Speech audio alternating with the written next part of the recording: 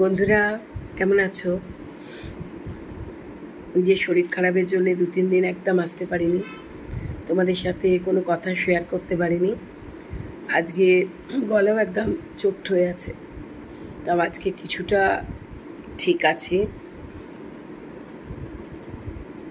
আজকেই প্রথম আবার রিহার্সাল যেতে পারলাম নাটকের। তোমাদের সাথে আজকে একটু কিছু কথা শেয়ার করি আমার মনের ডায়েরি থেকে।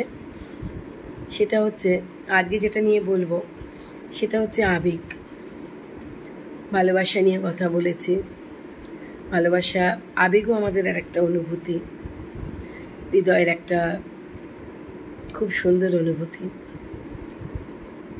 আবেগ না থাকলে তো মানুষের জীবনে কিছুই থাকে না, তাই না? কিন্তু একটা জিনিস দেখতে হবে, এই আবেগ থাকা সত্যিই ভালো, কিন্তু আবেগের জন্য আমরা জীবনে অনেক সময় অনেক কিছু ভুল করে ফেলি। সেই ভুলটা যাতে না হয়, কারণ আবেগতাড়িত হয়ে এমন কিছু কাজ না করাই ভালো যে ভুলটার জন্য তোমাকে সারা জীবন পস্তাতে হবে। তো সেই জন্য আমার মনে হয় এই আবেগটা আমাদের নিয়ন্ত্রণে রেখেই চলা ভালো, তাই না? ঠিক বলছি তো বন্ধুরা?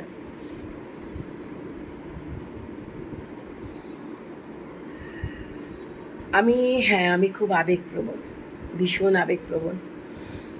আমি কোনো ভালো সিনেমা দেখলে, ভালো গল্পের বই পড়লে ভীষণ ইমোশনাল হয়ে যাই, ভীষণভাবে। আজকে গ্রুপে দাদা একটা ছোট ওয়ার্কশপ দিয়েছিলেন, যেহেতু আজকে বিশ্ব নাট্য দিবস। দাদা আজকে বলেছিলেন যে যার মনের অনুভূতির কথা জানাও। আমার আগে যেহেতু 3 জন তাদের অনুভূতির কথা জানালো, সেটা শুনে আমি এতটাই ইমোশনাল হয়ে পড়লাম যে আমার মনের অনুভূতির কথাটা আর প্রকাশ করে উঠতে পারলাম না।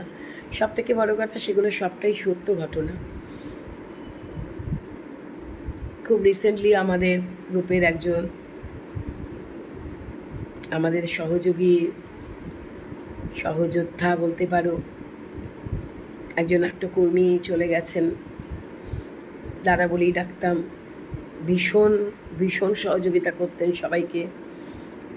সেই মুহূর্তে ওনার জন্যে সেই আবেগটা আমার এতটাই বেশি হয়ে গিয়েছিল যে আমি নিজেকে রোধ করতে পারছিলাম না। তো ভেবেছিলাম ওনাকে নিয়ে কিছু কথা বলবো। ওনার সাথে গত 3 বছর ধরে ওঠা বসা, অনেক কথা, অনেক গল্প, সেই নিয়ে ভাবলাম কিছু বলবো, বা আমার জীবনের কোনো ঘটনা, কিন্তু বলে উঠতে পারলাম না। এতই পরিস্থিতিটা ভারী হয়ে পড়েছিল না, আমি বলতে পারলাম না। আমি সত্যি বড্ড ইমোশনাল, নিজে খুব কষ্ট পাই ওর জন্য।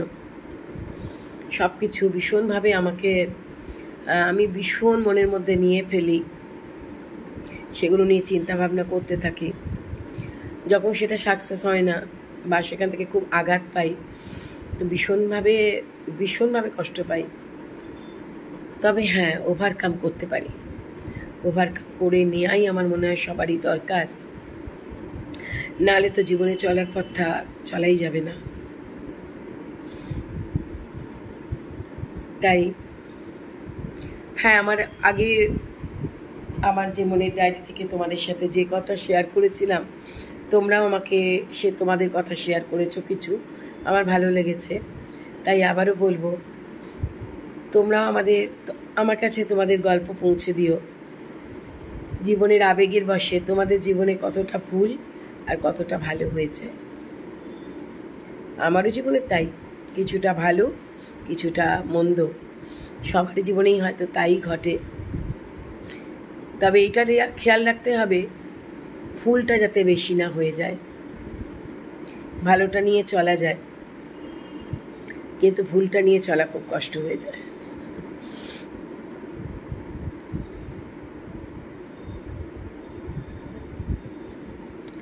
তোমাদের সাথে গল্প করতে আমার ভালো লাগে। আমার মনের সব কথা আমার মনে হয় আমার বন্ধুদের কাছে শেয়ার করতে ভালো লাগে বেশ। অনেকেই হয়তো এটাকে কি চোখে দেখে জানি না, বা কি ভাবে সেটা জানি না, অতি নাটকীয়তা ভাবে বলেও মনে হতে পারে অনেকেরই। আমি মনে করি না তা। দেখবে আমি আমার ওয়ালে যা কিছু পোস্ট করি, আমার নিজের মনের সব অনুভূতিটাই পোস্ট করি, কারণ আমার মনে হয় যে প্রতিটা মানুষের স্বাধীন সত্তা আছে। তার অনুভূতির কথা সে চেপে রাখবে কেন? তার রাগ, তার দুঃখ, তার অভিমান, তার ভালোবাসা, ভালো লাগা সবটাই সে জানাতে পারে। হ্যাঁ, তোমরা বলতে পারো এটার জন্য সোশ্যাল মিডিয়ার কি দরকার? সোশ্যাল মিডিয়ার দরকার না, বন্ধুদের জন্য দরকার। বন্ধুরা তো এখন সবাই সোশ্যাল মিডিয়ায়। এখন কি কার বাড়ি যায় বলো? না, আমাদের আত্মীয় স্বজনের বাড়িতে যাওয়া আছে, খুব রেয়ার, খুব রেয়ার। যদিও আমি খুব ভালোবাসি যেতে, বন্ধু বান্ধবদের সাথেও তাই। হয়ে ওঠে না, টাইম ম্যাচ করে না, যাতায়াত প্রায় কমে গেছে বললেই চলে। এখন সবটাই তো ভার্চুয়াল হয়ে গেছে। তাই যেভাবে যখন যে পরিস্থিতিতে চলছি সেটাকেই তো প্ল্যাটফর্ম করা উচিত। তাই আমি এর মধ্যে কিছু অতি নাটকীয়তা দেখি না। অনেকের মনে প্রশ্ন হতে পারে, সে প্রশ্নের উত্তরটা আমি এভাবেই দিলাম। আমি আমার মনের সব কিছু ব্যক্ত করতে ভালোবাসি, তাই করি। ভালো খারাপটা তোমাদের কাছে, তোমরা ভালোভাবে নেবে না খারাপভাবে নেবে। তাহলে আজকে এইটুকুই থাক। আবারও আসবো তোমাদের কাছে কিছু কথা নিয়ে। আমার ভালো লাগাটা যদি তোমাদের ভালো লাগে তোমরা জানাবে কিন্তু, আর যদি তোমাদের খারাপ লাগে সেটাও জানিও। আমি কিন্তু সবটাই গ্রহণ করব। ঠিক আছে, আসি তাহলে। শুভরাত্রি, ভালো থেকো বন্ধুরা, সাথে থেকো।